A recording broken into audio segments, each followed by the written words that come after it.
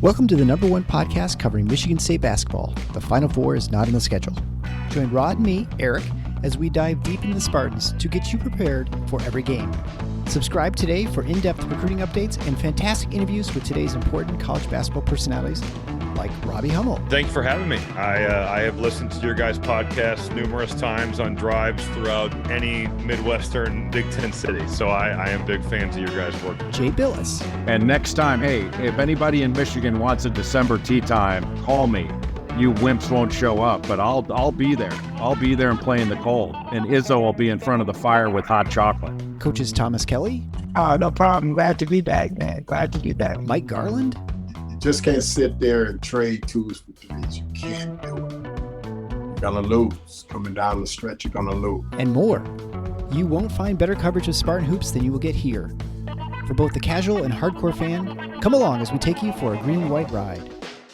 Hey everybody, it's Eric alongside Rod, here to talk about some Spartan news. We'll be discussing the exit of assistant coach Mark Montgomery and his potential replacements, and some current roster news with the portal. Hopefully everyone had a nice spring break if you're at that stage in your life. If not, I hope you enjoyed the rainy 40-degree spring weather.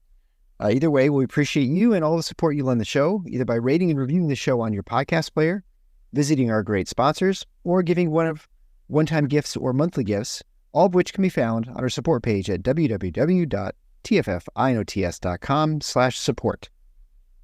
A little update on our bracket challenge. It's been interesting as this tournament has gone chalk-ish, I guess I'd say. Out of the 116 entries, notable entrants put Bracket Dom at 8th. I'm at 17th. Gabe from Nudge Printing's at 46. Kurt from the Gutter Brothers at 49th. And Rod at 111th.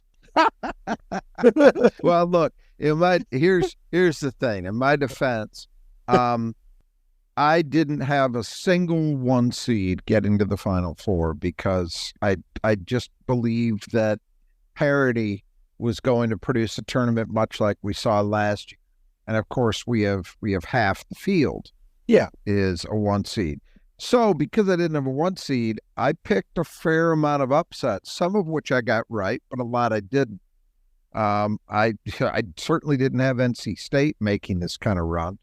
I had Kentucky going to the Final Four, I believe, if memory serves, and we know how that played out. So yeah, when you take big swings, sometimes you're fortunate and, you might be. Sometimes you're Javi Baez. Well, I was going to say a Rob Deere to go with an even older reference, but wow, that's really old. Mago works as well. So current standings also, interestingly, have my wife in 5th place. As we're recording this before the games on Saturday. We had quite the conversation last night. I told her that there's no way that she's going to get any prizes if she gets in the top 3, which she is actually at risk for getting because she still has national champion potential, Connecticut, in her bracket. Oh, yeah. Very good chance. So she definitely has a chance to move up a couple places. Anybody above her also pick UConn? The person in first place right now has UConn. Well, then she's probably got no shot. And second and fourth place have no one left in the Final Four. So, well, then she's got a shot for the 3 for sure. Top 3. Yeah, for sure. It's a lot better than her office challenge, where I think she was second to last. So it just goes to show you. And and the thing about parity is you can just as likely have a bunch of ones as you can have not ones, right? Absolutely. For parity. So absolutely. It's absolutely. It is a random nature of the tournament anyway, but it's certainly more so recent years, I think. But in fairness though, there's no question that the elite teams, the teams that were on top all year nationally, have just clearly demonstrated their superiority in this field. I mean, UConn in particular has had. Oh yeah. Now, granted, they haven't had to play a lot of really great opposition, but that's how it goes. You play what's in front of you. And they have absolutely decimated the teams they faced in their regional. And I think, Purdue's been tested a little more, but Purdue has also come through very, very nicely in this field. And I think really demonstrated that, that was always my position on them. It's, look, you have to doubt them and their guard play and all of that until they prove otherwise. Well, they've proven otherwise now. They got to this point. So you can't doubt it anymore in regard to this team. So I think that's, those teams have clearly demonstrated when people talk about them kind of having separated themselves. Well, and not that a one-game elimination tournament is definitive proof of the overall quality of a team. It's not, but the performance of those two teams, I think, has just served as further validation of that idea of what they proved over the first 30 whatever games. They haven't really sweated it all through 4 games. I mean, not really. That's usually a good sign that you're going to make it all the way to the end. The teams that just like totally dominate into the first couple games usually. It's rare.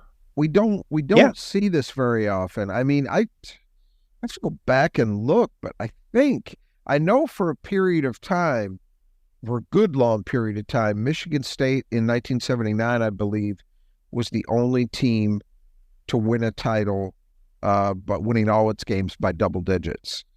I'm not sure whether that still holds. Something tells me it doesn't, but I know this much. It's a very difficult thing to do. And when you have that kind of run as those two teams basically have, it serves as validation of what you did during the regular season and your conference tournament, that, oh, okay, you really are this good. It's a funny thing too, because I have to tell you, when I think about dominant teams, I think about teams like UNLV in 1991. That to me still is, during my lifetime of watching sports, because IU's undefeated team was just before I really started paying attention. That UNLV team is in my mind, it's the gold standard for what dominance looks like. And there have been other great teams. Pitino's teams at Kentucky in the mid-90s were extremely good, filled with NBA talent. They were great. North Carolina in 2009, the team that wrecked Michigan State's hopes for a third title, that team was dominant. Something in me, and it may just be me, I'll admit that, something in me, there's a block for me in putting this UConn team or even this Purdue team in the same conversation with those groups. Like, I look at them and I don't think Cam Spencer's a really nice basketball player, but I don't think he's never struck me as a top tier guy on a truly elite team, like a historically elite team. But then you look at I'm just using that as an example, but then you look at the performance and you say, well, you can't argue with the results, right? So we'll see. I mean, obviously, if either one of those teams want to lay claim to that, they got to go win it.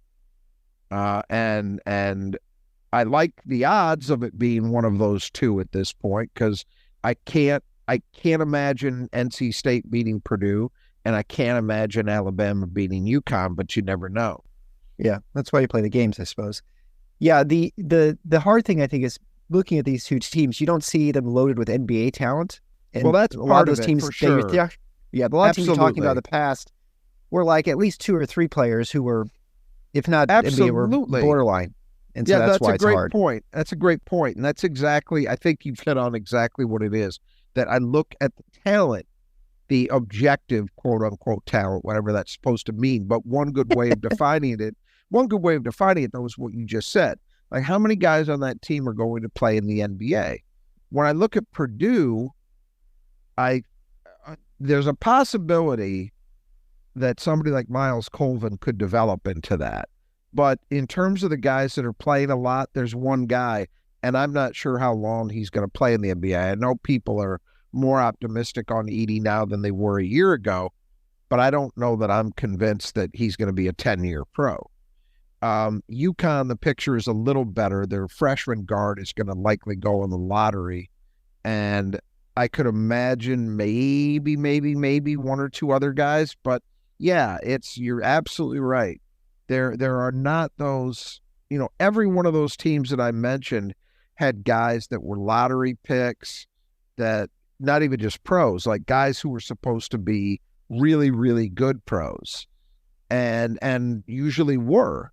I mean, Kentucky, that team had Antoine Walker, who was a longtime NBA All-Star level player.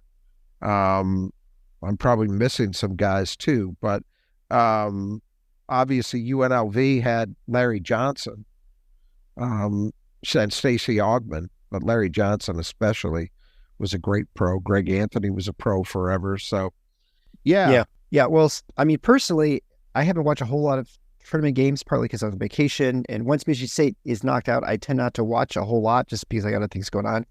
But because of my wife this year, I've watched quite a few Iowa women's games.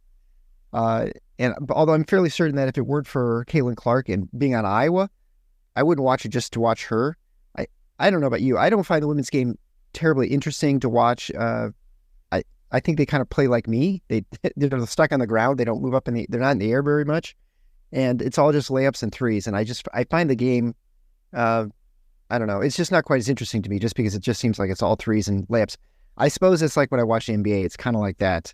Just there's not much, I don't know, there's not much mid-range stuff. Just like watching the game, watched UConn last night. It was almost every shot was at the rim or behind the arc. But let's move on to this media discussion, which is Mark Montgomery and the portal updates. So Mark Montgomery is moving on to University of Detroit Mercy. His career arc had him playing Michigan State under Judd Heathcote from 88 to 92. He then played a year of pro ball in Lithuania and then took over as an assistant coach at Central Michigan from 97 to 2002.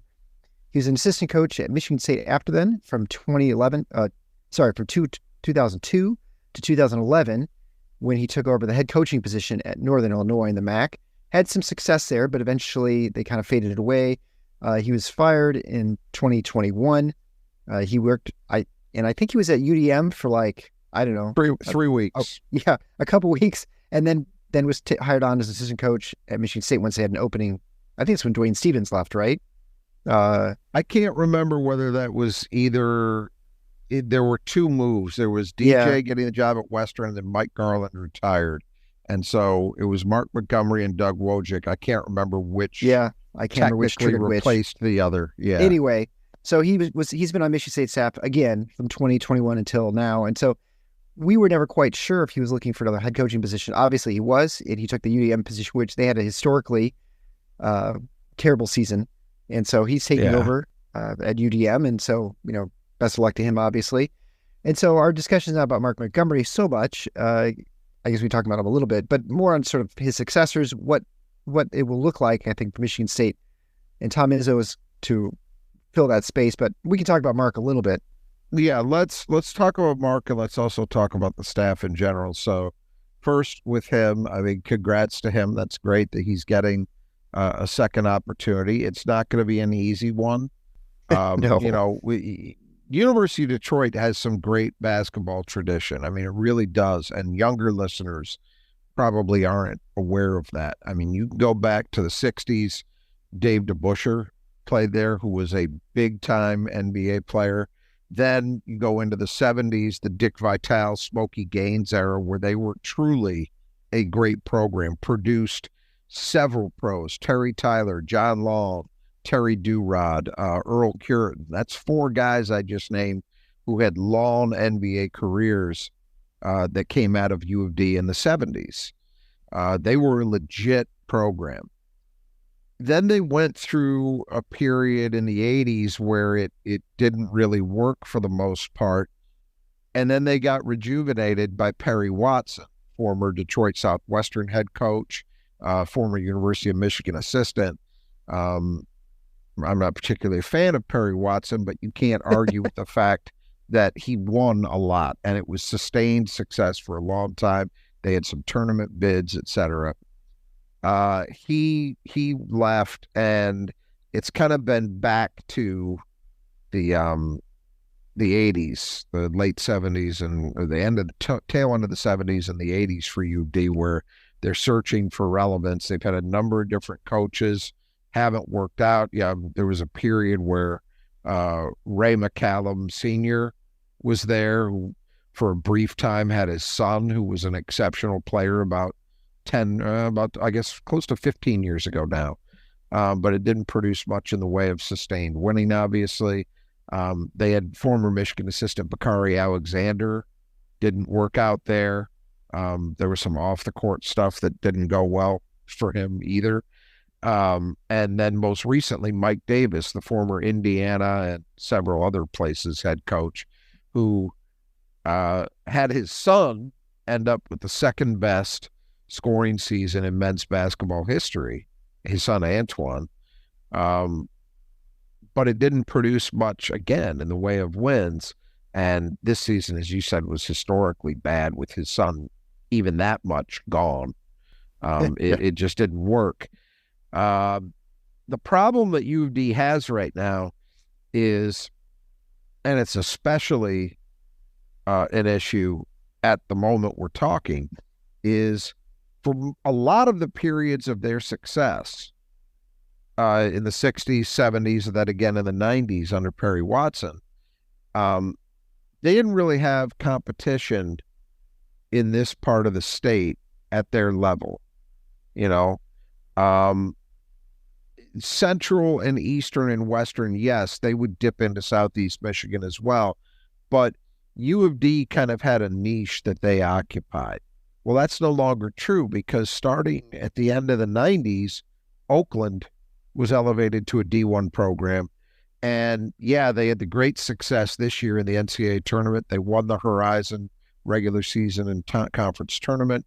Great season for Greg Kampe. But Greg Kampe, even in years where Oakland hasn't had that level of success, has been clearly the better program than U of D for a long time.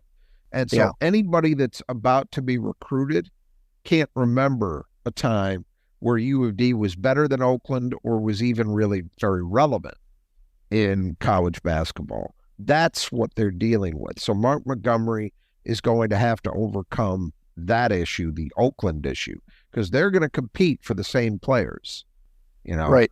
And also, I would say the other niche that Oakland has had, it hasn't been true very much lately, although this team did have one guy who was an example of it. Oakland has become kind of a default option for Michigan kids, and especially Southeast Michigan kids, who start at a bigger program and end up transferring home. Yeah. He's had a lot of those. And that would be another way where Mark Montgomery might be able to jumpstart his program if he could get some of those types of guys. But it's going to be tough. For as long as Greg Kampe's at Oakland, it's going to be tough. That said, Mark Montgomery clearly has a history of working in this state. He's from the Metro Detroit area, played at Southgate Aquinas. So he has the relationships and the experience to have a shot at recruiting in Michigan. And again, as we talk about or are going to talk about in this episode, the portal has also changed everything because to one extent or another, no matter who you are, it has changed the way you recruit high school players. And at most places, I would say you can argue recruiting high school players is less important than it used to be. Well, and I think, it's probably true that Detroit has less talent too than it has had in the past, right? I mean, just because the city of Detroit is smaller. That's true, but some of that has moved either to the Catholic schools or the suburbs. It is true that it doesn't produce elite talent at the same rate, but U of D was never getting, for the most part, the elite talent. They were getting guys who were undervalued. Now, somebody like Perry Watson found guys who were NBA or close to NBA caliber and recruited them successfully. He had a few of those guys, Willie Green being the most successful in the NBA, but he had some others. And that kind of, there's still, let's put it this way, there's still enough good talent in the Metro Detroit area that a school like U of D could use that as a base for their program. They just haven't done it. Mike Davis just completely abdicated recruiting. I don't even know. I'd have to go back and look at their roster this year, but boy, if they had Michigan kids, they didn't have many.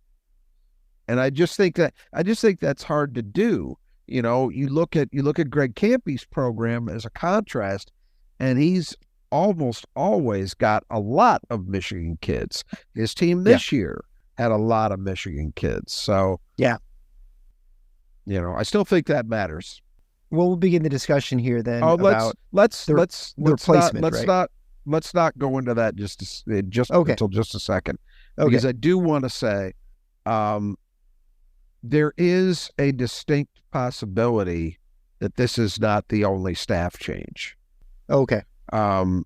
There is another staff member, and I'm not going to specify who or where, who may have a similar opportunity to the one Mark Montgomery had. I do not believe that my understanding is that person's not going to be leaving the staff unless he gets a head coaching job. Further, the specific place that is a possibility for him, to my knowledge, as we're recording this on whatever it is April 7th? Is that the date today? 6th. Yeah. 6th. That job has not opened up yet, but I have heard the rumors that it might, and if it does, this guy would be the likely choice to become the head coach there. It also makes a lot of sense that he would be the choice. I'll just leave it at that. So there is the possibility that there's a second opening. That's why I wanted to get that out there before we start talking about potential replacements, because you could see two guys from this list, or you could see one guy and somebody who's off the list. I've also heard, setting up the list, and this is the guys we're going to talk about are names that I'm speculating on. I think with some good reason. I think it's in, let's call it slightly educated speculation, but I think there are additional names. I've got 4 guys listed. My understanding is the list itself is more like 6 or 7 right now. Okay. So we'll see. And there have been times where it's been a surprise. When they brought Doug Wojcik in the first time, way back, whatever that was, 04, that was kind of off the page. That wasn't one that was really seen as likely. Most of the time with MSU assistants, it's fairly easy to figure out who the names are going to be, because they're people with connections to the program. They coached here previously in some capacity. They played here. It's grad usually assistant one or or the something. other. Yeah. So let's I guess when we begin the discussion, let's sort of set the, I don't want to say ground rules, but we'll set the table, sort of makes sense for everyone. The likely assistant coaching in or basketball, is my understanding, is it's someone who is going to basically carry out the head coach's their philosophy. They're going to be an extension of the head coach. This is not so much like football, where you have someone who may just bring in a totally different perspective, like offensive scheme or defensive scheme, right, with a coordinator, something like that. So the assistant coaches have a different, I guess, role in basketball. And every coach is certainly different, but at least the way Tom Izzo has always worked it is they tend to do everything. They tend to be involved in recruiting. They're involved in every aspect of the team. So they're not just in one part or the other.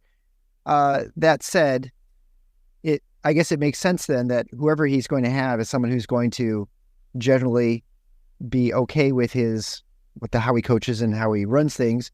Also, that he's not going to get people who he doesn't know or feel comfortable working with. And that's probably the case for just about every head coach. I mean, there are certain ones who have, just started in the business. They don't know anybody. And so they're just, get a recommendation from a friend or something like that, or from other coaches, this person would be good for your staff. So I think the thought that you're going to bring someone in to do a specific task is maybe not realistic or probable. Now I say that, yet I guess Borovich they brought in, who was, brought in a different sort of idea for recruiting. So anyway, I guess I just want to, it's unlikely that we're going to find someone who is going to come in and say, hey, Tom, this is how you should run the team. I mean, that's sort of thing's not going to happen. Also, we talked about briefly, one last thing, we talked real briefly this season about, they need to get someone who can coach a certain way. And that was sort of the discussion with, how much of the improvement from a player is from coaching and how much is from their work by themselves. obviously the amount of time with the coaching staff is somewhat limited. They certainly do have opportunities to work with the coach, and they do make a difference in their development. But, whether someone develops or not is many times a reflection of the player's willingness to do something in their, God-given talents, let's say, than it is the coach's ability to teach someone, right? I mean, Okay. just because you see said where I'm going a lot with that. Yes, you do. Yeah. I do. I'll let you go And on because that's a lot of stuff. You've said a lot of stuff there.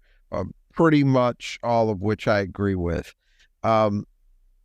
Look, modern football, the head coach, and you hear this said all the time, the head coach is essentially a CEO. Yeah. Right? They set the vision, they coach the coaches, but they are not typically like when Dan Campbell is coaching the Detroit Lions. Dan Campbell certainly will have input in what an offensive scheme might look like in a given game, but he's not the primary voice in saying that. Ben Johnson is, right? And it's true at the college level as well. Jonathan Smith is not going to. Now, Jonathan Smith will probably have more input on the offensive side and the defensive side because that's his background. He was a quarterback.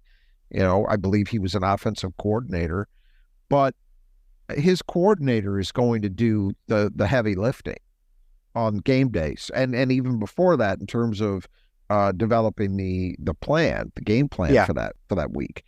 That's not for the most part. That's not college basketball. Now, I do want to offer a caveat to what you've said, which is I think generally true that the assistant coaches are going to carry out the vision of the head coach. And again, because the natures of the sport are very different, the numbers are very different. The head coach is, in most places, heavily involved in game planning, in the tactics that they're going to employ, all of that, the system that they run on both ends, all of that, absolutely true. The caveat to that is there are some exceptions to that. The one that I think probably impacts Michigan State fans thinking about this, and they don't realize what an outlier it is because it was local, was Michigan under John Beilein finally got tired of having great offensive teams and terrible defensive teams. And so he brought in a couple of different coaches to serve as defensive coordinators is what they called it. And those guys brought in a system defensively, and they taught it. And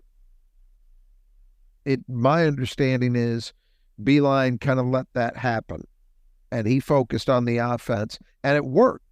It worked really well his last few years. Michigan actually became a really, really good defensive program toward the tail end of his run because of that. And again, the proximity of it, I think, leads a lot of fans, maybe a lot of younger fans who don't have as much experience with the broad vision of how the sport operates, to think that that's normal. It's not. It's highly, highly, highly, highly abnormal. It doesn't happen. Can I throw in another highly? It doesn't happen very often. It's not going to happen at Michigan State. Tom Izzo does not see a problem with the way he approaches things from a strategic point of view. He doesn't. You can feel that way, listener, fan. You could feel that, well, they take too many long twos. It should be the Nate Oates school of threes or at the rim, and that's it. Mm-hmm. Because the analytics demonstrate those are better quality shots. They're more productive. Okay, you can feel free to take issue with anything other than that approach. That's fine. There's a rational argument to be made along those lines, but that's not going to be how Tom Izzo sees the game. And he's not going to suddenly bring in an analytics guru as if they don't utilize analytics in a heavy way anyway. Trust me, they do. I can understand how somebody following casually might assume that they don't because they hear some of the things that Izzo might say. I think in a lot of those instances, that stuff's been distorted. And if you don't view it in the proper context, you will come away with the wrong impression. Trust me, Michigan State makes heavy, heavy use of analytics. Let's keep in mind, Kevin Pagwa, who is one of the main guys in the analytics field, is a Michigan State basketball guy. That's where he works. Yeah. So, come on. I mean, let's stay grounded in reality here, okay? But they're not going to bring in anybody who's this guy's a defensive specialist. Now, particularly if there is a second change in the program, might they be looking specifically for a guy who has a particular background, like the favorite rallying cry this year during the latter part of this year? Yeah. Got to get somebody who knows how to coach big men. Well, again, I heard that stuff when Dwayne Stevens was here. So what does that mean? But that said, if they were to lose another guy from the staff, well, might they have a need for somebody specifically with a background to coach a particular position group?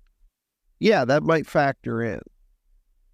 But the chances that Izzo's going to go completely off board and bring in somebody he doesn't have a relationship with, I think is very slim. It probably grows a little bit if there are 2 openings to fill rather than 1. If it remains just Mark Montgomery, I'd be very, very, very surprised to see it not be someone. So anyway, with that as preamble. And I think it's fair to say that Tom Izzo has a lot of relationships. So it is potentially a very large pool of people that we're talking about. Sure. The ones that are more. So, sure. Just because we'll talk a few people. But before we get into the list, though, I want to respond to that. But that said, that's what's usually said. People say, oh, yeah, but he knows 1 million people. He could go anywhere. No, the history tells us that's not what happens. Well, right. Yeah. Yeah. And that's true. And that's the thing. Like, a lot of people. That's why it gives him the opportunity to talk a bunch of people. Like, what do you think of this person? How were they? He knows that's the information he's going to have. But again, that's why I mentioned Wojcik, because Wojcik was very much off the board. But it doesn't mean he didn't know him, didn't have a relationship with him before he brought him in. But that's the exception rather than the rule. Just look at the staffs over time. Even Dane Fife. Dane Fife is somebody he recruited incredibly hard. He didn't play at Michigan State. He hadn't coached at Michigan State before he got the job, but it made perfect sense. Yeah.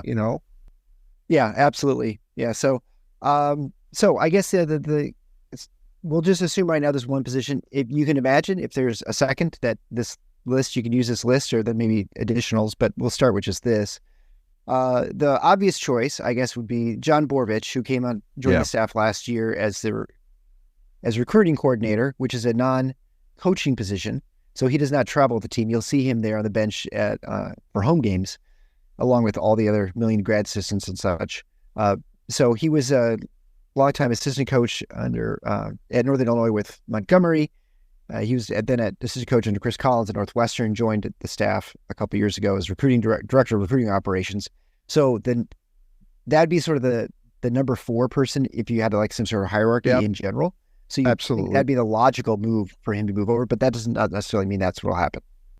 Right. That's where I would start. And I have heard different things about what his desire is to get back into a full-time assistant's position rather than the position he's in. I mean, the assumption, I think, when he came over from Northwestern, because it's not normal that a guy leaves a position to take a quote-unquote lesser position elsewhere, even though I'm not sure that there was any, I would guess there wasn't any difference financially, maybe even made a little more at Michigan State. But he came out of the Michigan State program. He was a grad assistant at Michigan State. So he had, and as you say, he coached under Mady at Northern Illinois for a while. So he had pretty deep connections to the MSU program.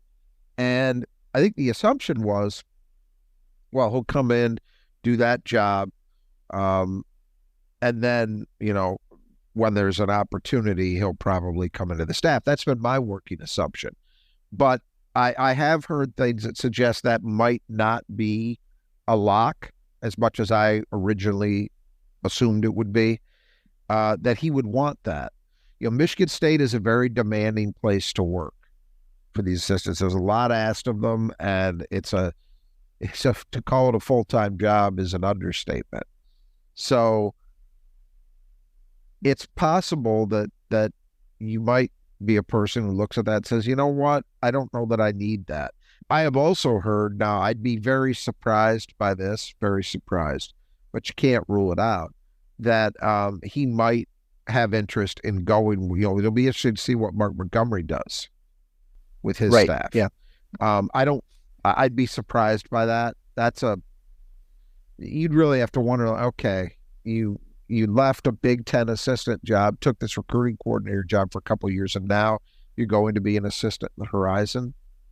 That seems, but I still think he's the first name on the list for a reason. Yeah. He's got a lot of assistant coaching experience. He's got a lot of experience in this program. He's been really good in that director of recruiting position. And Michigan State's recruiting, I would say, we talk about how the head coach is the one who matters, and that's absolutely true. But one thing a recruiting coordinator can do is maybe set the table a little differently. And I don't think it's coincidence that Michigan State's recruiting scope has broadened a little bit in the last 2 years. We've talked about it, right? Yeah, right. Nationally, yeah. Yeah, Mm-hmm. You've seen guys from different parts of the country that you typically saw Michigan State get involved with. And I look, that's all. Izzo's the one who wanted that. That's why they hired him, because he had those kind of connections. He'd worked at places where it was much more difficult to recruit to, and so he kind of had to do that, broaden the scope, and he's brought that to Michigan State, and I think he's definitely been a part of that. So if he were to move into an assistant job and he's no longer doing that, well, that's a position that you got to fill, and that's an important position. So it's worth considering that too. But right now, he'd still be my first name, but we just got to see where it goes. Sure. So then next on the list is Chris Fowler. He's an assistant at Western Michigan under Dwayne Stevens, former GA at Michigan State. His brother, Benny Fowler, football player. He also spent some time at Northern Arizona. Yeah, and so again, he's a younger guy, still in his 30s, I'm sure. But he's got some experience. He had experience at Michigan State, which all these guys we're going to talk about have in one way or another. And then he's gone out. He's worked for a couple of other coaches. Most recently, as you say, the last couple of years, DJ Stevens at Western. The question there is, how does Izzo feel about the experience level that he wants? So right now, I don't think it would be a major issue, because you're only talking about Mark Montgomery gone. He's got Doug Wojcik, who's got massive amounts of experience. Yeah. And then Thomas Kelly is on the younger side of that, although he had some at Western, actually, before he came to Michigan State. Fowler would be in a somewhat similar place to where TK was when he got hired at Michigan State. So that would be okay. But if you're replacing two coaches on the staff, maybe experience becomes a bit more of a factor. I don't know. That's just me speculating. That's not informed by anything. But yeah, right. Chris Fowler's a young coach that people have I've heard a lot of good things about. So again, natural name to surface when you're talking about this kind of opening. Then everyone's favorite, Tum Nairn, former player, obviously, recently. He was a GA at Michigan State. He coached at Sunrise Christian Academy, which is where he played in high school. Yep. He had non-coaching position at the Suns. He's been an assistant coach at Southern Utah with Todd Simons, and then also currently he's at Bowling Green, and has been, by all accounts, successful and done well. And as we kind of know what kind of person he was, great guy, And so, anyway, every reason to think that at some point he ends up at Michigan State if Tom is around long enough. Is this the time? That's one of the questions I guess we could ask. Yeah, and look, he's been part of two really good seasons, both at Southern Utah and Bowling Green. They had a lot of success. And he's been working under Todd Simon, who's a native of Fowler, so he's a Mid-Michigan guy. I think that's probably been part of the connection why he got those jobs. But a good start to his career, but not a ton of experience. So that's the issue. Does personality and enthusiasm and energy and work ethic and all those things, does that outweigh the experience factor? I don't know. Yeah. That the lack of a long time track record where it's just 2 years as an assistant, that would be the negative. But boy, there are a lot of positives. Now, the levels he's been working at, you're never going to get a true sense of how good a recruiter somebody could be, because you've got, you're restricted to a certain level of player, right? Exactly. As opposed to a Michigan State. But boy, oh boy, just knowing the background of Tom, I would have to think that he's a guy who would be an outstanding recruiter at the high major level. I'd be shocked if it was any way other than that. Yeah. He was a great recruiter while he was at Michigan State. I mean, when you listen to, if you go back to when guys like Josh Langford and Miles Bridges were being recruited, they said Tum Nairn was a major factor in them choosing Michigan State. Believe it. So he's already done it. That's why I have no question that you put that guy in a high major program and say, go recruit kids. He's going to be a factor. Now, we talk about this in regard to assistants. And again, it's bigger in football than it is in basketball, that assistants have major sway. In basketball, unless you're talking about guys in the old days, pre-NIL, where assistants were bag men, basically. They were guys who had, and you still see it. I mean, you got this Tim Armstrong character floating around on Illinois' bench. That's what he is primarily. I mean, he came from a training background too, so I'm not going to say he doesn't contribute to anything else. I think he does, but he came out of a major AAU program in the Chicago area, and his role was in getting guys to come to the school he was coaching at.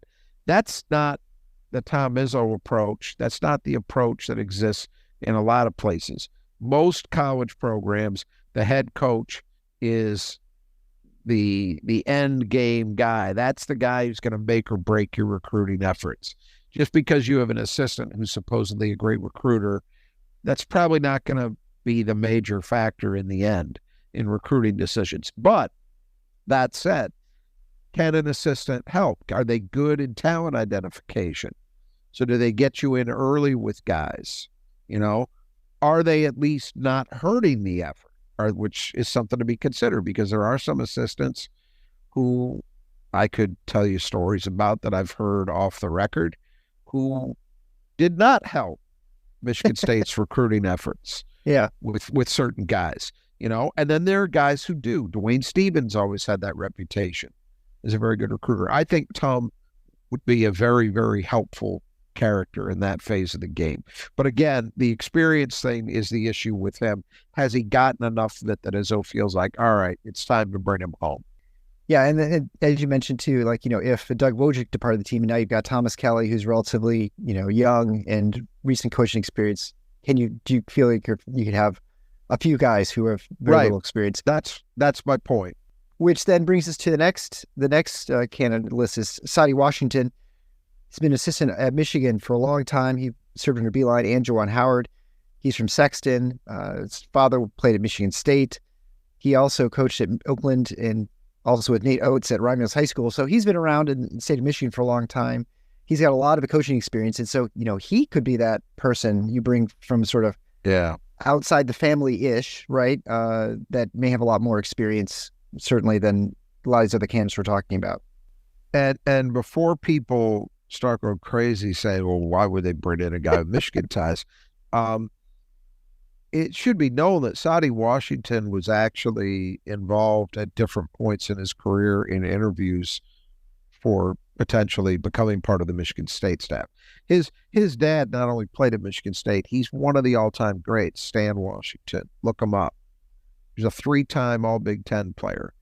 So, and he went to Sexton. He grew up in the area. So, Yeah. this is a guy who it's not the normal situation. Now, it's unclear right now where he sits. Michigan obviously has new coaching staff with Dusty May. I have not heard definitively that he won't have an opportunity to be part of that new staff. I just don't. There's been nothing in terms of the one thing I've heard about is that Dusty May is supposedly bringing in the former Oklahoma State head coach Mike Boynton, who's going to be one of his assistants. But who else fills out that staff? I could see a case where May might look at it and say, well, I want a guy with a Michigan background, and Sadi's been doing this for a long time, and retain him just the way that Juwan Howard did. Yeah. He got the job, But his name has been coming up in connection with Michigan State. And so you wouldn't rule it out. Now, the one bit of raw meat you could throw some of the people who obsess about certain aspects of this stuff is Sadi Washington did have as one of his responsibilities coaching big men at Michigan, both under Beeline, and I believe he retained that under Howard, although I have to believe Howard got involved in that too. Sure. But so he does have that background. And so if you like that, Sadi Washington is a guy who brings that. And he's got a good, despite what happened to Michigan in the end, Sadi Washington has a good reputation. It's a little strange to me that he's not become a head coach, because the word was he could have had the job at Western, and he turned it down twice. He's an alum. He played at Western. But that's what I've heard. He was supposedly a finalist for the UDM job that Mark Montgomery just got. So he did try to move there, but it's a little surprising because he's been a name that seemed likely to be moving into a head coaching opportunity for a while. And for a variety of reasons, same way it happened with DJ Stevens. That took a lot longer to happen than I think people would have expected. Yeah.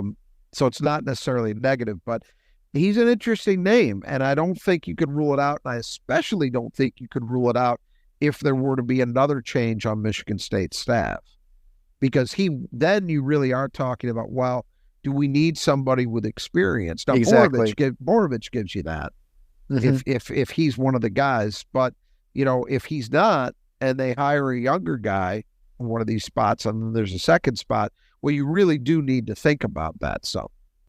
Yeah, and I think the other thing that is worth considering, we don't know how long Tom Izzo is going to be at Michigan State. I assume at least 5 years, but that's just, my assumption. And you don't know from health reasons, et cetera, all sorts of different possibilities. It is not unreasonable to look at for candidates you may not even imagine, might look at this assistant coaching position at Michigan State as a potentially better than usual assistant coaching position, because if you do well and you're well thought regarded and you get along, you may be the obvious choice to succeed him afterwards, right? And so who knows? I think that's why this might be a little possibly different coaching job than usual, like 10 years ago or something. I don't know. Yeah. I'm just and that's all well said. And I would also add that, those are the four obvious names that I've got. There are other ones I could, Matt McQuaid was on Michigan State staff and he left this year. I believe he's in Houston with the Rockets in a non-coaching capacity, but could he be a name? I don't know. Could there be another name from MSU staff? Somebody like Austin Thornton? Yeah, right. Yeah, but usually you're not seeing guys kind of jump the queue that way. Mm-hmm. Yeah. So that's why I didn't include them, but they could be under consideration. And again, there could be other names, absolutely, that we haven't discussed that are in the mix. But those were the four that seemed very obvious to me. So we probably expect to hear about this in the next couple months. I think last time it took a little while because the thing is, the season's still going for some teams. The 4 teams still playing. And so I think there's still a lot of shuffling that still has to occur within college basketball ranks as people move and their new openings show up, that those get filled and they create new openings. And so there's a lot of stuff, a lot of dominoes that have to fall for all this stuff to work itself out. So, and it's not something that needs to happen right away. It's not like you need to fill a roster position that if you miss out on someone, you're hosed. You absolutely need. I think there's not the urgency that there might be with a player, filling. Which brings us to the next second part of discussion is the portal discussion.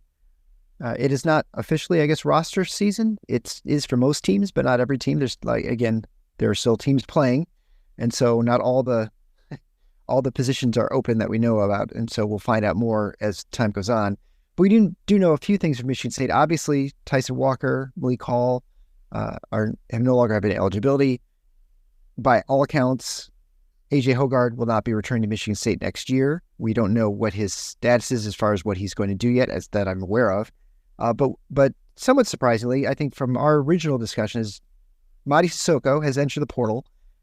I think it was pretty clear, at least from a playing situation, what his role would be going into next year, not knowing who Michigan State would add to the roster, but that he would have a limited role as far as minutes at the 5, certainly playing less with Jackson Kohler and Carson Cooper, and then potentially, someone else. So that was clear, but I think what you and I didn't know for sure is what his situation as far as NIL, as far as ways to fund his foundation, which is, I think, what's one of the most of the players are playing for a career in basketball. And I think Mady is not different in that sense. And certainly part of that career is making some money while you play college now, and to do whatever you want to do with the money. And he was using it to help his village back in Mali. And so we thought that situation is pretty good at Michigan State. And, what he had, his plans were beyond Michigan State was not known to us. We never certainly had asked him. So he's entered the portal. It doesn't mean he's leaving Michigan State, but certainly there's an opportunity that he is, and will be heading out to find more minutes, where I'm sure there are plenty of opportunities in schools that will take him as a really great option.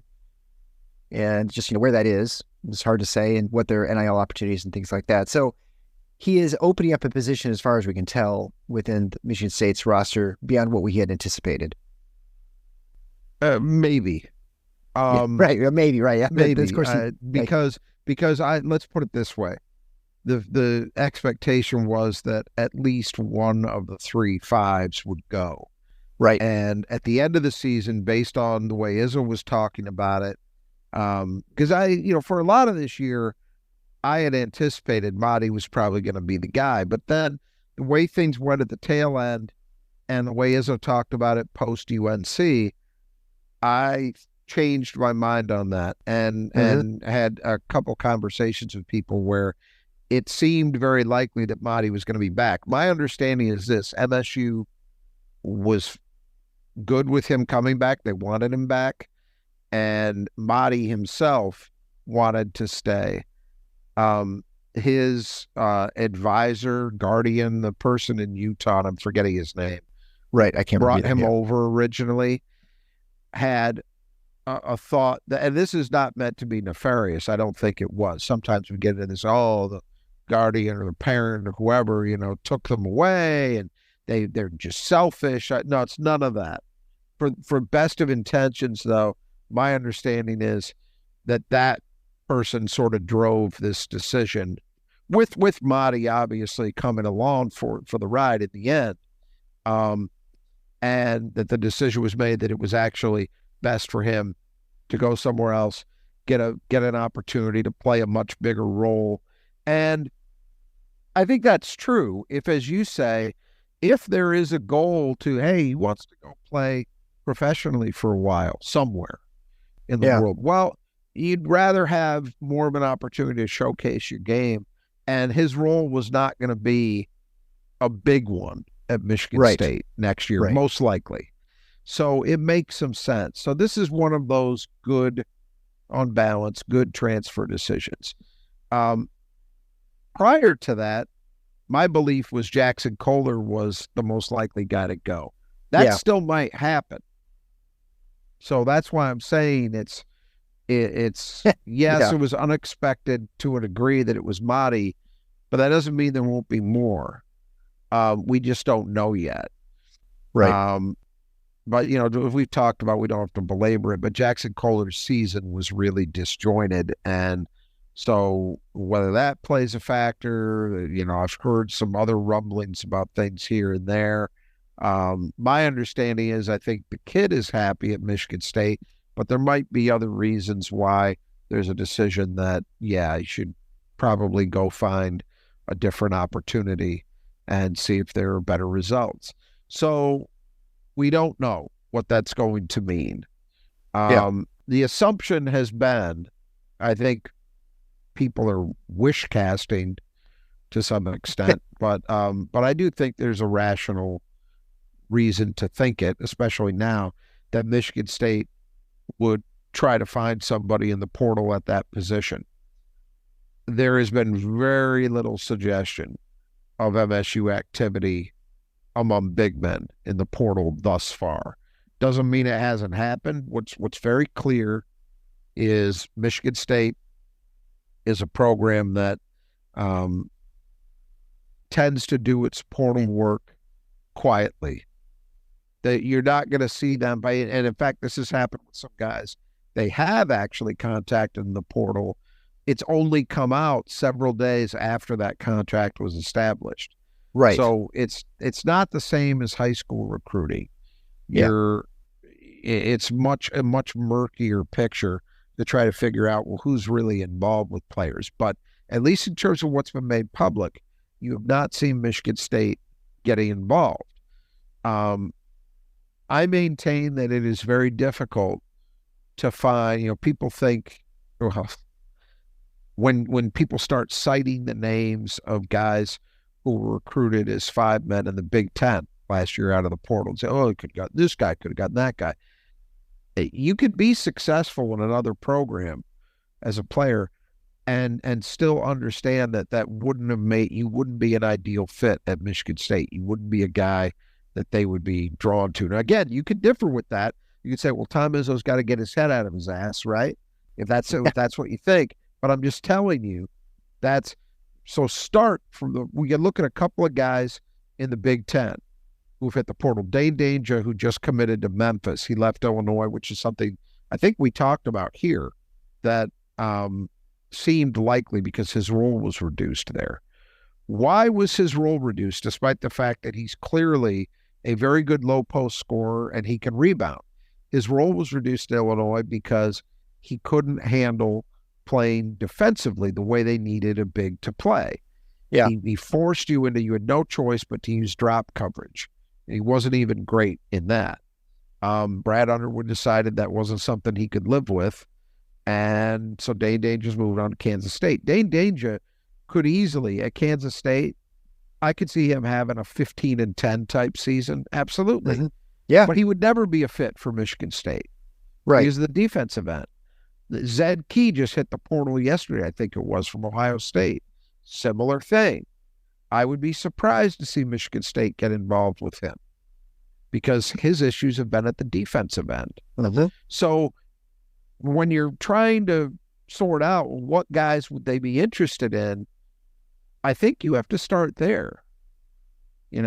Start with the defensive end. Can this guy play defensively the way that Michigan State needs him to? Because it's a little different than taking a high school guy. Izzo was taking guys like Derek Nix or Nick Ward or Jackson Kohler, guys who came in with an obvious deficiency there, right?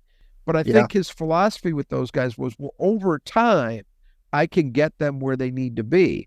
The problem with going into the portal is in a lot of those instances, you don't have time. You don't have 4 years. You got 1 Right. year, maybe 2. Yeah. So it changes the equation.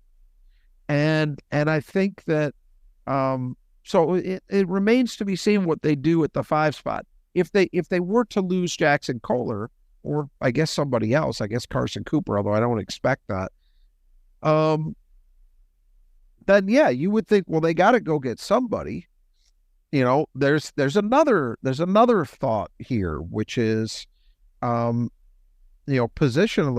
the big name locally and even to some extent nationally that hit the portal in the last week was Trey Townsend from Oakland, who had a great season, was Horizon Player of the Year, had 2 really good tournament games against Kentucky and NC State.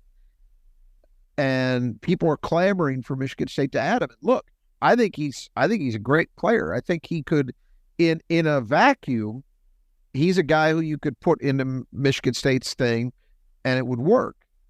And he'd be a productive player. The problem is he's an undersized four-man. And despite what you'll see some people try to claim, I don't know that I believe he can actually play on the wing defensively.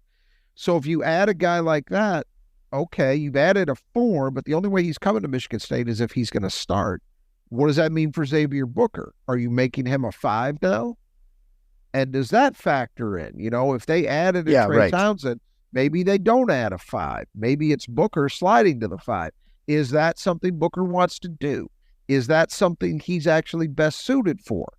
I think there's a lot of moving parts with this stuff, but for the and I have, it has not been made public. I have heard, we'll see about the validity, but I have heard that Michigan State has made, I've heard it a couple places, that they have definitely expressed interest in Trey Townsend. So you can't take that one off the board, but it's a factor in terms of how all these parts fit together. Yeah, you know what I mean? Yeah, right. Well, this is the same discussion we had last year with Jaden Akins, and Jaden Akins questioning whether he wanted to return. Because what is his role going to be? How is he going to be used? You know, can he highlight the things that they wanted to see from him in the NBA? And that was part of the consideration whether he was going to return or not. And the same thing would be the case for Booker, for Townsend. Like you said, would you bring in Townsend if you're going to displace Booker? And Booker says, well, you know what, this is not what you told me I was going to do, and I was, willing to work the system. And now he leaves. Now, are you better off or worse off losing? that. And so this is the roster construction we talk about all the time, where you look at teams, you're like, what happened here? We said that this year with Michigan, right? It was just like a bizarre. I mean, they've had it for a couple of years where they just have no point guard and they just have like a strange roster construction. And you have to be cognizant of all these parts and how they work together.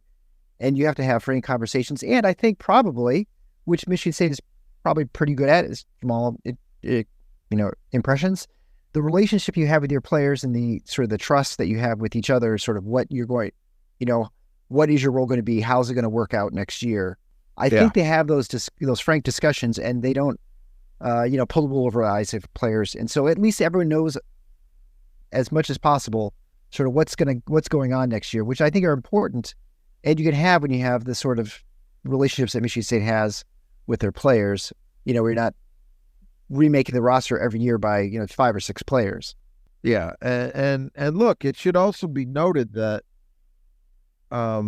just because there's been no portal activity outside of Mady with guys leaving, you don't know that it'll continue that way. It's all indications are, for the moment, that they're going to bring, I mentioned Kohler as a possibility. I have not heard anybody else's name prominently in Levy, which includes Jaden Akins, which I think was a legitimate question to ask. But the noise on that front has not been the same as it was a year ago. And look, Jaden's not, unlike last year, Jaden's not coming off of a great end to his season or a great season in general. But the way Izzo has talked about him is that he's going to slide into Tyson Walker's role. I would think that's probably enough to keep him around. Yep. So I don't expect him to leave. And so if that happens, then you have an opportunity to maybe add someone at the other wing spot. And Izzo has actually talked about wanting to add a bigger wing. And if you look at the guys that have been publicly mentioned with Michigan State, that in 3 of the 4 instances, that's exactly the kind of player we're talking about. Yeah. So let's start with that then. Yeah. You want to just launch into the wings, I guess they're looking at. Javon Hadley, the 6'7" wing, played at Colorado last year, played a year at Northeastern with Tyson. He averaged 11.6 points a game, 6 rebounds a game, shot 54% from the floor, 42% from 3, although that was pretty low volume. Even less volume than Lee Call was averaging, I think. He was 84% from the line, averaging just a little under 4 free throw attempts a game. So he's the one I think recently that's been very publicly between Iowa State and Michigan State. Yeah, that's what was said. He did Zoom calls with both schools. late last week. And then the story was that he was going to visit one of them after that and would look to make a decision by Friday. Well, we're recording this on Saturday, so Friday came and went. He hasn't made a decision to my knowledge as we're recording this. He's got connections at both schools. They seem deeper at Iowa State. There's an assistant coach he has a background with, and then there's his cousin.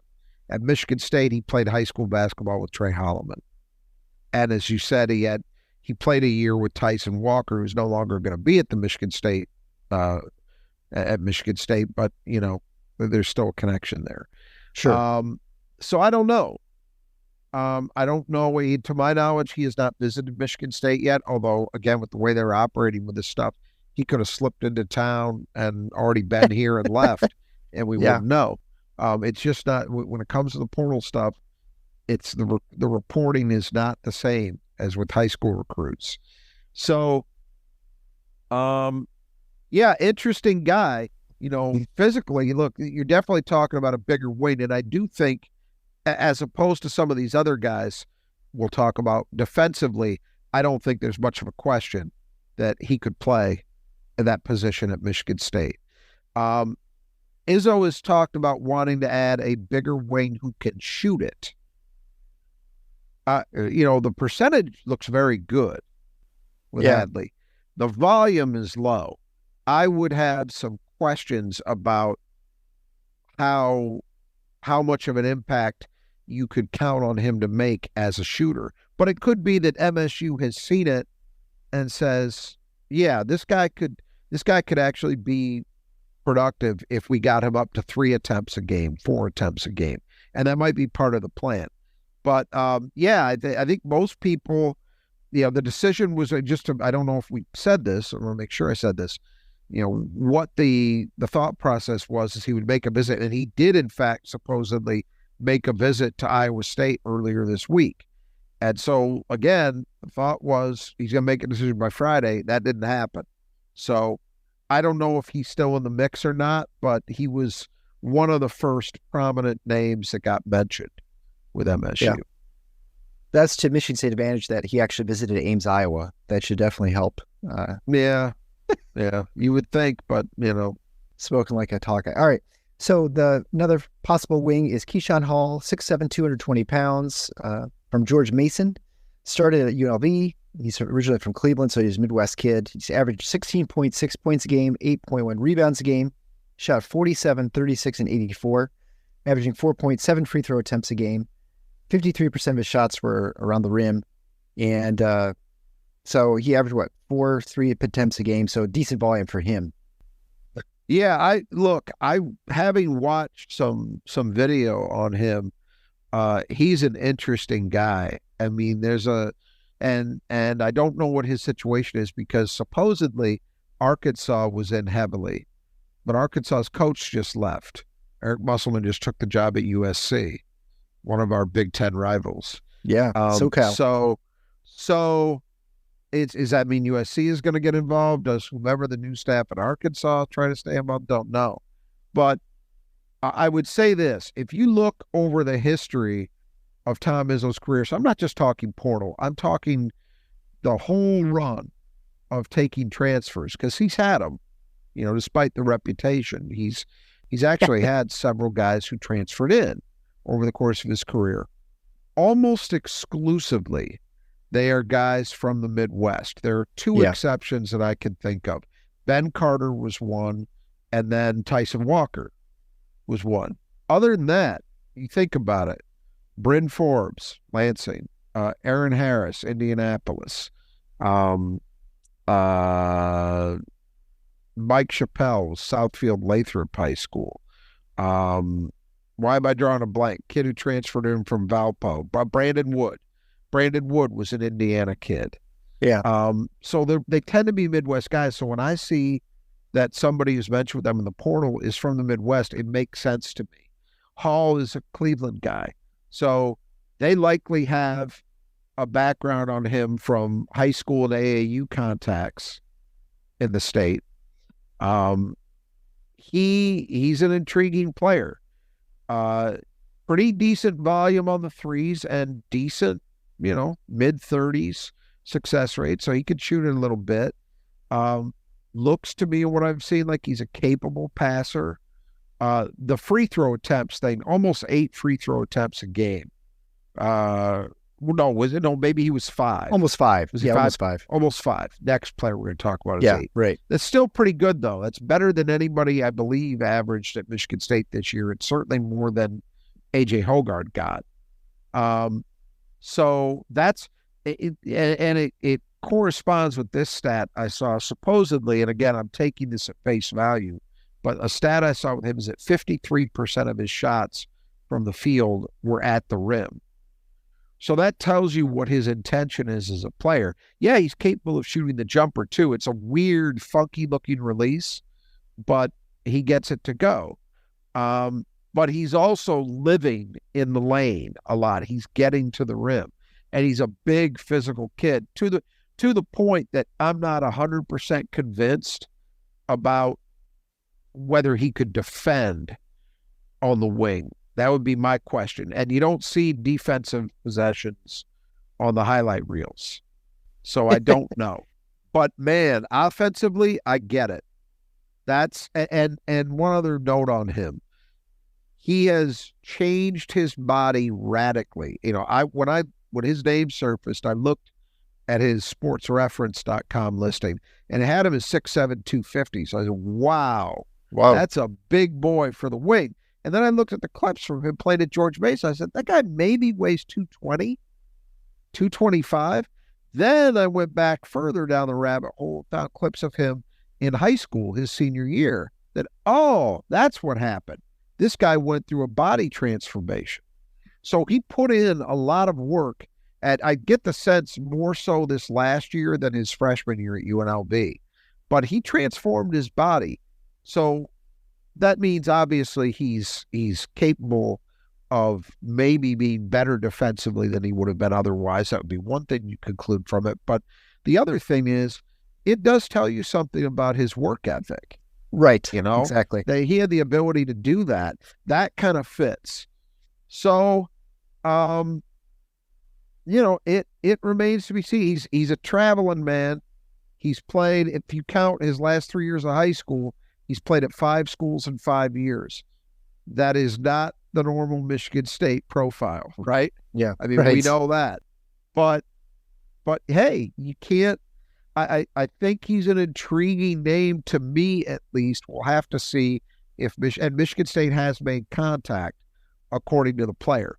Whether that blows up into full-blown interest, we'll have to see. A final wing is Frankie Fiddler. I think it'd be Fiddler, just one D. Yep. 6'7" wing from Omaha, both the city and the school, averaging 20.1 points a game, 6.3 rebounds a game, shooting 45, 36, and 85. Takes about 4.5 threes a game, averages almost 8 free throws a game. Yeah. So he's down to sticking around in Nebraska, playing either Nebraska or Creighton, potentially Wisconsin, and then Michigan State. Yeah, and it's worth noting he's visited the other 3 schools on his list. He's slated to visit Michigan State next Friday. So you would assume after that will be a decision. Very interesting player. Again, my questions with him are on the defensive end because I haven't seen it. Yeah, right. And he doesn't seem like in watching clips, I don't see like a high-end athlete. So there would be a question for me there, but clearly Michigan State's bringing him in for a visit. They're serious. It's worth noting the Wisconsin connection. He played high school basketball with Chucky Hepburn, who's also from Omaha. So that's what's going on there. Then you've obviously got the home state schools in Creighton and Nebraska, but MSU's in with a visit, so we'll have to see. Offensively, yeah, this is what you're looking for. Clearly a high volume 3 shooter and a decent success rate there. I love almost 8 free throw attempts is crazy good. That means this is a guy who's playing downhill. He's active and dynamic, and he's forcing defenses to foul him. That's how you get 8 free throw attempts a game. Yeah. So 20-point a game scorer, even at the level, and I believe Omaha is in I can't remember whether they're in the Summit or the Horizon. I think they're the Summit. I think they're in the Summit. Yeah, I think with you're the right. Dakotas. Yeah. So yeah, so it's a lower level of D1 to be sure, but I would suggest that you wouldn't expect him to come in and score 20 points a night at the Big Ten level. But if you're saying, yeah, this is a guy who can come in and give us, double-digit scoring, 12 points a game, I don't think that's crazy to expect. And Michigan State does need some scoring. They lost a lot with Tyson Walker, Malik Hall gone, and AJ Hoggard as well. So they got to, and a lot of that's going to come internally. Yeah, but you do probably want to add at least one guy who's something of a known quantity as a scorer with so experience. That would be the theory with Fidler. But interesting player. I can't think of a guy Michigan State's had who's exactly like him in terms of profile at that position. Because he's a more aggressive offensive player than, say, Matt McQuaid was. Somewhat has some base similarities to someone like McQuaid. I'd love it if he could defend the way Matt could. I don't know that he can. But I would say with those three guys we've just talked about, I'm not convinced that any of them come in. I think people have this vision in mind that everybody you add is going to be a player like on the level of Connect at Tennessee. Yeah, everyone wants to find right? the Connect. Yeah, right. Right. Or Domask at Illinois. And it doesn't necessarily work that way, but I do think these guys would all seem to be players that, even if they aren't automatic day one starters, they're going to play. They're going to be in your rotation. They give you a different kind of physical presence because they've all got size. So if you're running into a team like Illinois with Terrence Shannon, let's say, and you want to have a better physical matchup, well, these kind of guys would give you that. They'd give Izzo that additional card to play in his rotation, which they don't have currently. And the freshmen aren't going to add that. So I get it from that perspective. And so I'd be, whatever they're comfortable with, obviously. But I can see how any of these guys would make sense on the surface based on that. Right. All right. And then the final portal name rumbling around is Javon Small, 6'2" guard playing Oklahoma State. Started at East Carolina. He's from South Bend. So again, back to your Midwest sort of roots observation.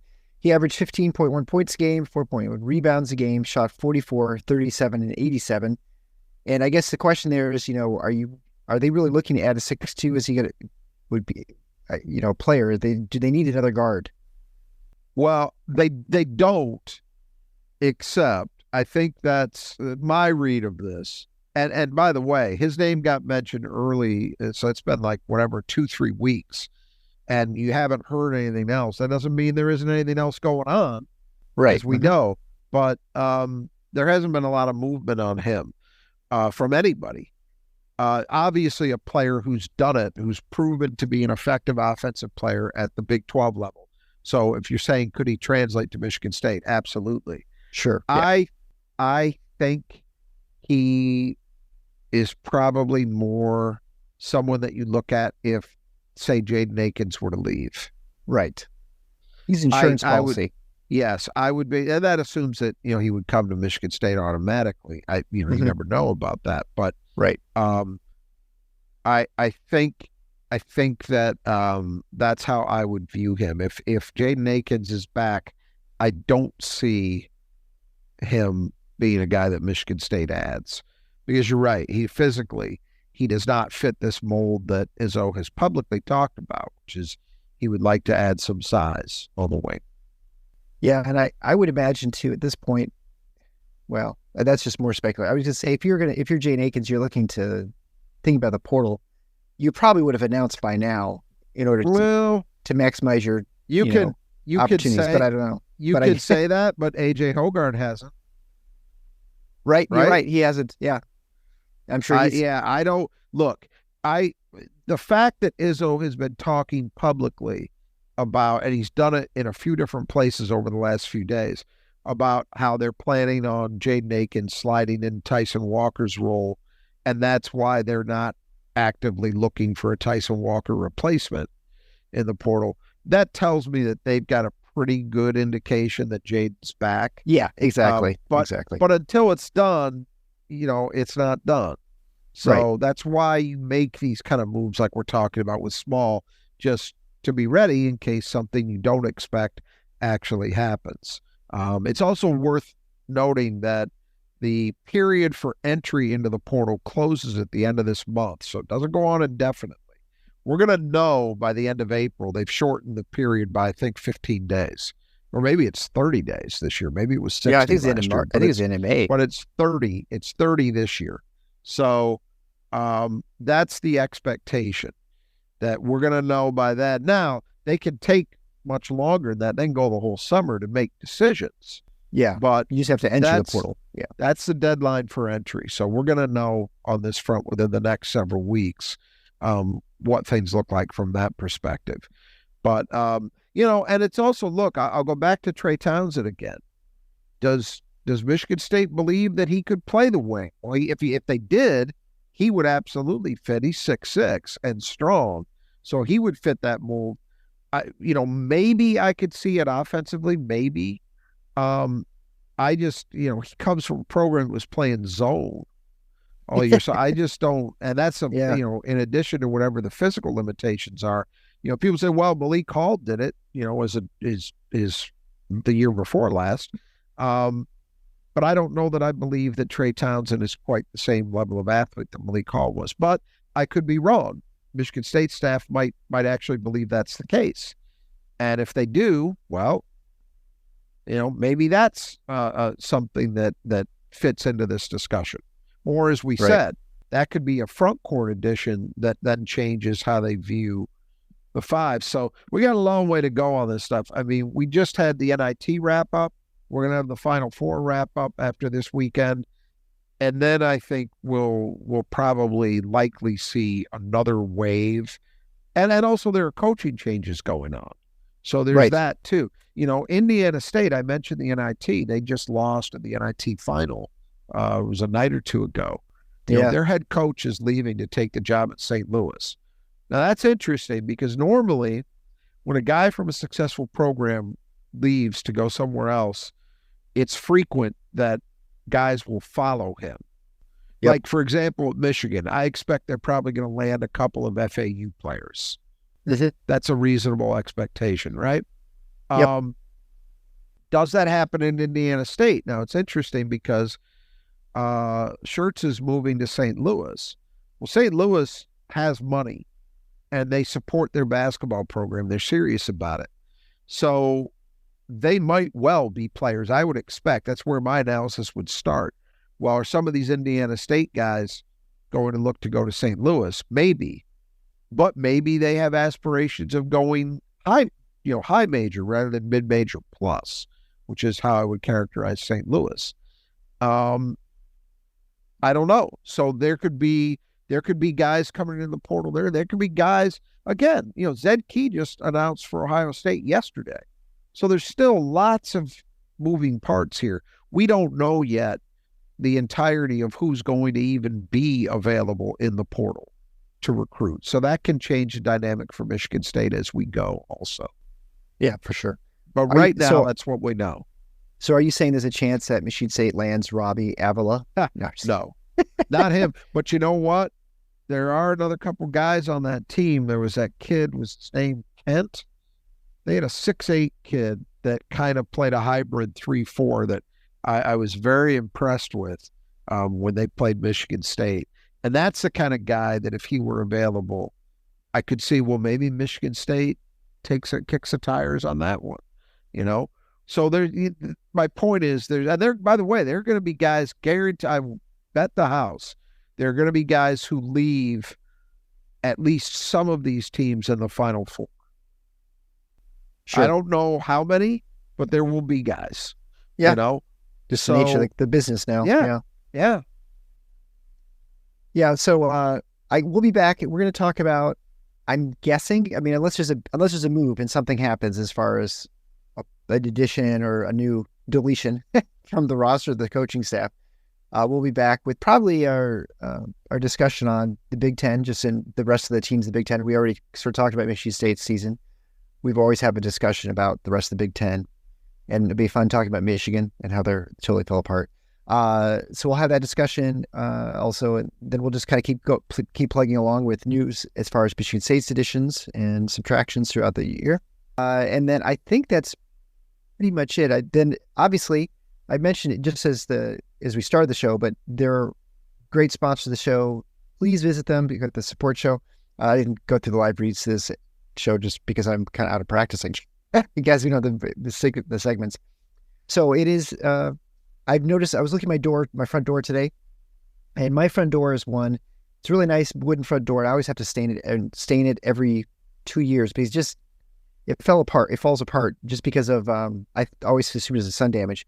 Turns out it was the water. So the water was it was splashing it from the eaves above, and now I got those gutters.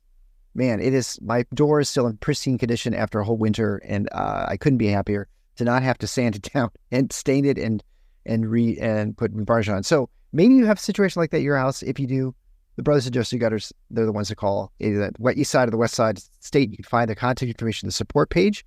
Also, my windows are also very, very clean because I had the Squeegee Squad of Grand Rapids come out. You should as well.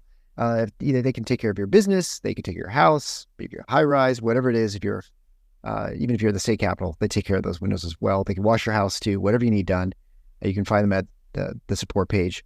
Also, Nudge Printing provides the great gift prizes for our bracket challenge, and it doesn't look like Dom is going to win. Although, again, if my wife wins, she will not be receiving a prize. So if you end up in 4th place, maybe you'll actually be in 3rd place. So, and we do know confidently at this point that Rod has no chance of being any higher than 111th. I think you're definitely done scoring. And then finally, our new sponsor of the show, the Christian Brothers of Automotive Grand Rapids area. Although there are lots of Christian Brothers around the country, if you're listening outside the state of Michigan. But if you want auto work done, they do very honest auto mechanics. They take care of things real well. My son works there. It's been a great career move for him. They're just a fantastic business. We'll have more of them later as we get to know them a little bit better, sort of their specials and things like that. So check out all our sponsors. You can find it on the support page. If you want to support the show, you can also do it there as well. That's all at the Final Four is on the schedule.com/support. And so I guess until next time, the Final Four is on the schedule. Go green.